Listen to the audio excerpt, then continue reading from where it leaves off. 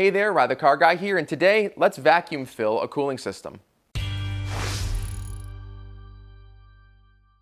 Why is vacuum filling important? Well, in a lot of cases, when you fully drain a system of coolant, when you go to fill it back up, there's little air pockets in the system. A lot of times people will just burp the system, you know, like open up your radiator and kind of squeeze your radiator hoses, massage it, all of that jazz, but that may not get all of the air out. An easy way to mitigate that issue is to create a vacuum inside your coolant system and then fill the coolant using the vacuum. Basically let the system suck the coolant in. So we're gonna start by taking the reservoir tank cap off, and I'm gonna go grab my vacuum system. I bought this one, it's called the Vacuum Purge Coolant Refill Tool Set. That really rolls off the tongue. These are, I think this was under $60 on Amazon, but I'll of course put a link down in the description below if you wanna buy this specific kit. This kit's gonna come with a few things. Obviously you have your little vacuum adapter. This is gonna go into the coolant reservoir tank, and then you have some adapters for different sizes. If yours is bigger, ours actually slips right in, which is super cool. Then you have a little T connector to run vacuum, and of course to suck up the radiator fluid, which you have a hose for. But before we do that, on this particular reservoir, I have a emergency sort of release, if you will. So in the cap, if there's too much pressure, this will push up and then it will push fluid out of this. Unfortunately, this connection doesn't go down far enough to actually block this off. So we have to block this guy off and then we can start using this. For me, I'm just gonna quickly take the mounts off so we can move this freely. I don't wanna fight with this connection that's kind of pointing directly into the fender here. All right, so we can move this around. There we go. Get a little bit of extra space there. And I happen to have this guy lying around. This is like a termination. Hose goes in one side and goes nowhere. This was off of one of the heater core connections. So I'm gonna slide this on, tighten it down, and that should seal that up for us. All right, that should do it.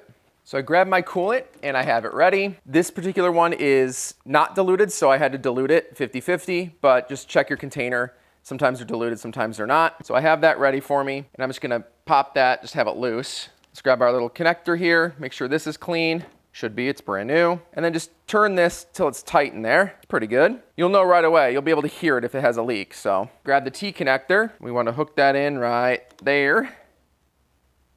There we go. So grab your air line from your compressor, and as soon as you plug this in, it's just gonna go, because it basically just has a straight line through. And when you open this, it's gonna create a vacuum from the air passing by it. And what we're looking for, and this particular dial is in centimeter mercury, so we want to see between -50 and -70 centimeter mercury. So this is in the off position.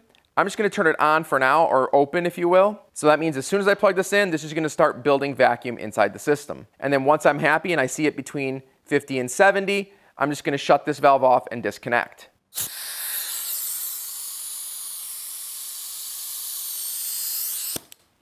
All right, I got to about 55. And what's cool is you'll see all of your radiator hoses will actually collapse under the vacuum.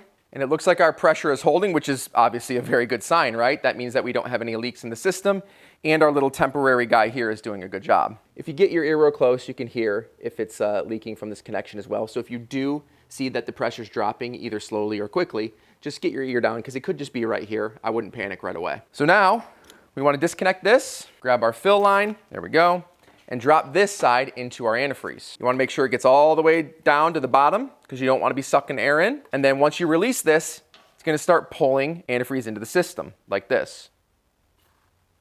There you go. Now it's pulling it really quickly, so if you need to pause for any reason, you can just pull this, turn this off. But we're gonna keep on going. You can actually hear it running through the system and hear it running into the hoses. Just keeping an eye on it, making sure we're good. All right, we're getting real close to the nozzle, so I'm gonna go swap this out with a new one. You want to be real careful with this. This still has vacuum in it, but you want to very gently set it there. Make sure there's not sucking air up in there. There we go. I'll be right back. All right.